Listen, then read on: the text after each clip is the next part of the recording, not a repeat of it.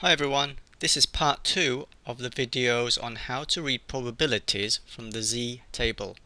Now if you haven't already done so, I suggest you before you watch this, watch part 1 of these videos up until the point where I present the 3 common tables.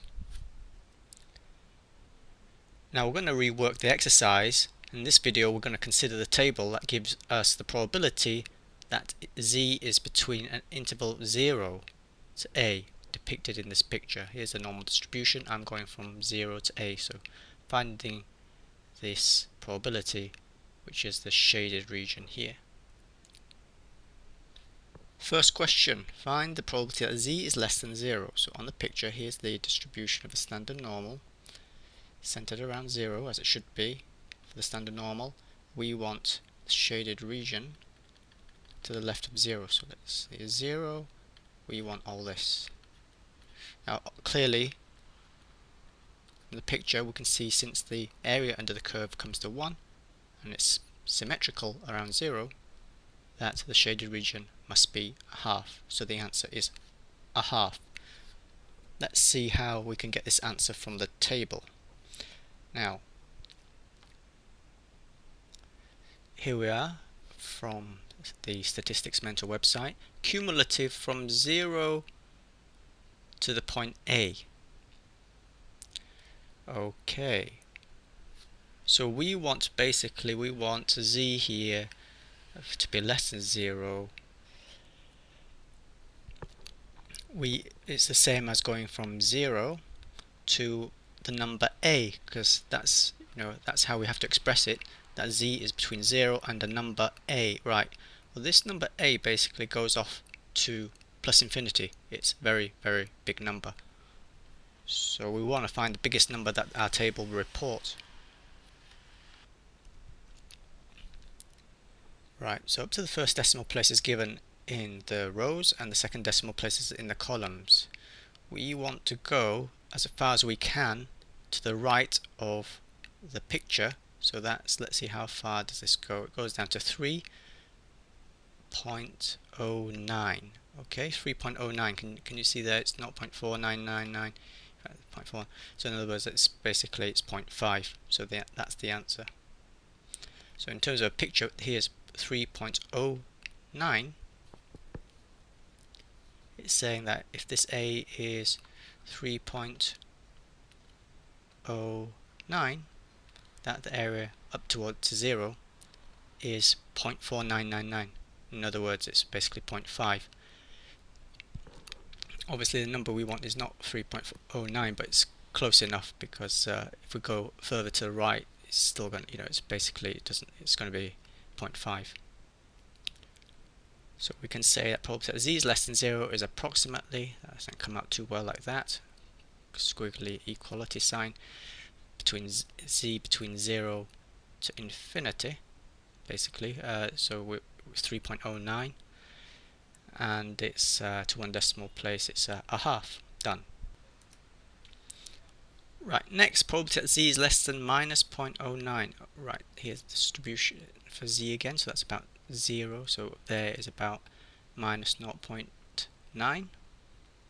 We want the area to the left of that.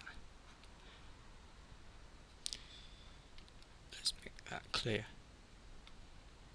Now, because the table only gives us positive values, we have to kind of re-express this in terms of positive value. Okay, so by symmetry we can see that this is going to be same as. Okay, same as this by symmetry, so the minus has gone to a plus. Just flip this round, basically is all I've done. But you can see the shaded regions, they are the same. Now, because just like for the part 1 now, the method is the same.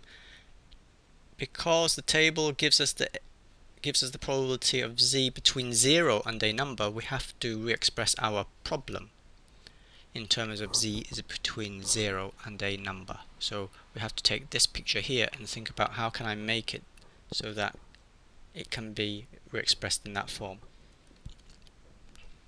Okay, and now here is the solution. Look, this shaded region, probability that z is greater than 0.9, is equal, that shaded region is equal to everything above 0, which we know is a half, and subtract this little strip from 0 to 0.9.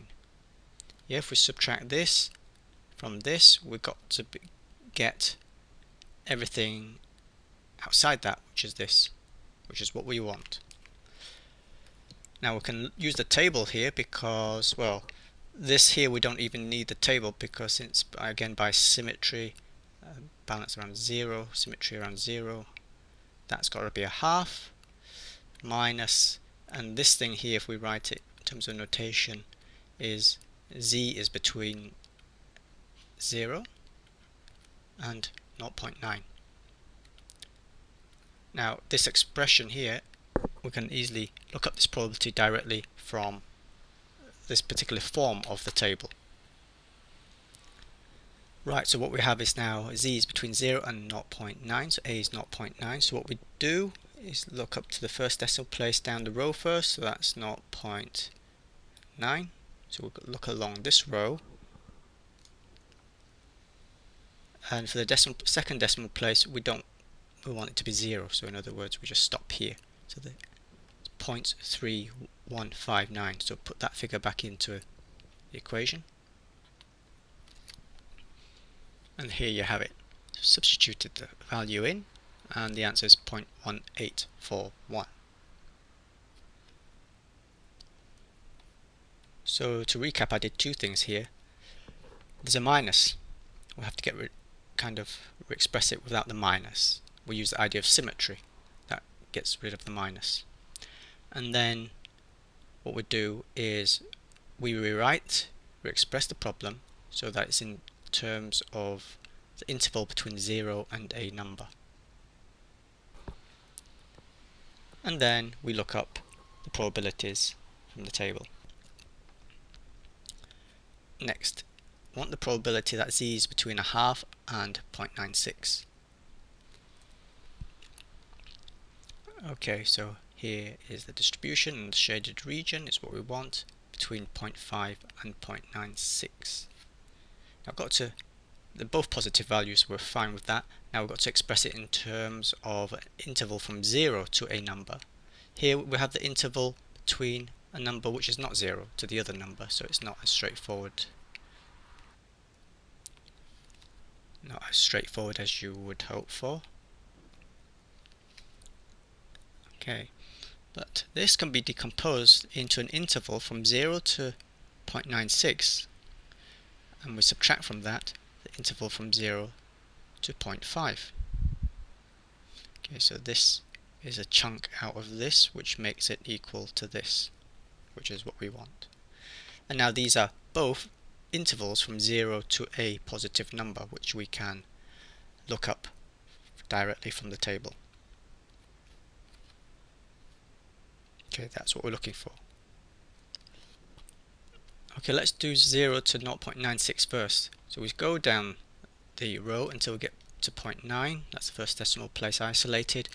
Next, second decimal place we want is 6. That'll give us 0.96. So let's go over here. There, stop. That's under 0.06. So the figure we want is 0.3315. The second figure we want is for z between 0 and a half. Exactly a half. So here you go, 0.5. Second decimal place will be 0. So stop there. 0.1915. Okay, let's take this and substitute back into the equation. Okay, substitute this and this into the numbers. The answer is 0.14. Okay, next, want the probability that z is between minus 0.67 and plus 0.67. So this is different to the other one because it's now got a minus to a plus. So it's between a minus number and a plus number. So how do we solve it in such cases where we have a minus and a plus? Okay, again, break this down so that it is in the interval between 0 and a number. Okay, well, what we've got is a strip here from z between 0 and 0.67. What's the relationship between this one and the one we want? Well, can you see that the area here should be is half that? So to get the answer, we want to double that area. So in other words, this, which we can read directly off the table, find out the probability, and then just double it. Okay, so after the figure 0.67. Okay, run down the row, you know what to do now. That's first decimal place is 0.6, 0.67, slide along till I get to 7, underneath 7, 0.707 there. So it's 0.2486. And here you have it. Double it, and we get the answer. It's almost a half, 0.4972. Now we have a slightly different question, because now we're after an interval probability that z is between two negative numbers. So how do we deal with cases where we have interval involving two negative numbers? Same as before. First of all, can we express this problem without the negatives, i.e. positives? Yes, because we just flip this around. Okay, so this minus 0.08, which was the upper limit, now becomes the lower limit.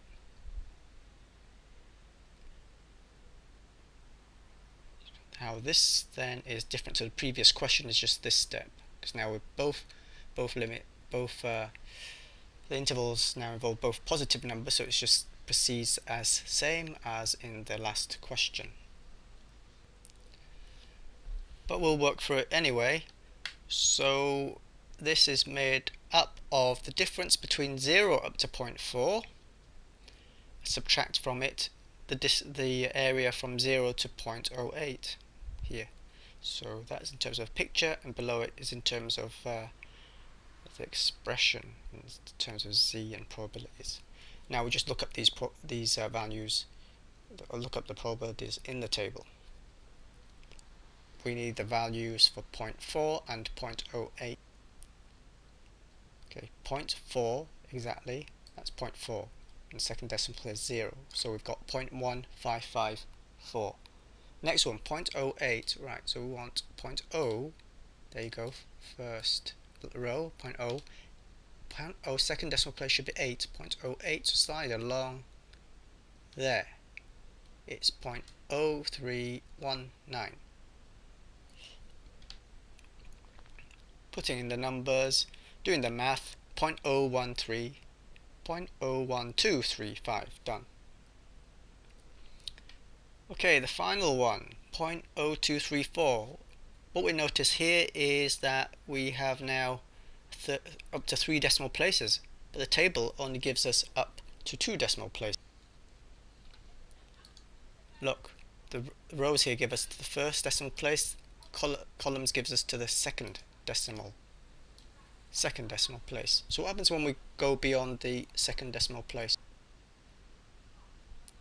Well, we can kind of guess. Another way for guessing here is what they call interpolation.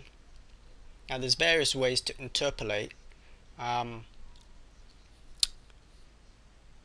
So let's discuss how you might do it. One way is to use rounding. So look at the third decimal place. If the third decimal place here, this figure 4 in this case, is below 5, then we can round down. If it's greater than or equal to 5, we can say we round up. Alternatively, we can say if it's less than, if the third decimal place figure is less than or equal to 5, we'll round down, and otherwise we round up. Another way is we can say if it's less than, if the third decimal place is less than 5, we round down. If it's greater than 5, we round up, and if it's equal to 5, we just average the answer for the 2 decimal places. So in this case, you would average the answer for 0.23 and the answer for 0.24. Some of you will have also learned to do a linear interpolation for the third decimal place using fractions, but that's it's a little work, but I don't think it's worth the effort. These days, to be honest, these tables were invented in the days where we had very, very poor computing power. These days, statisticians will not use tables, because the computing package will render this unnecessary, because the computers will spit out the correct values. But for an exam, we need to be able to use tables. Okay, so part 2, we've looked at how we can use the z table where the probabilities are given for z between 0 and a number. This is, in my experience, it's not as common as the other two which I'm presenting in this series. So the final video, I will present the case where we use the table where z is bigger than a number, and that's quite common. Okay, I'm Phil from Statistics Mentor.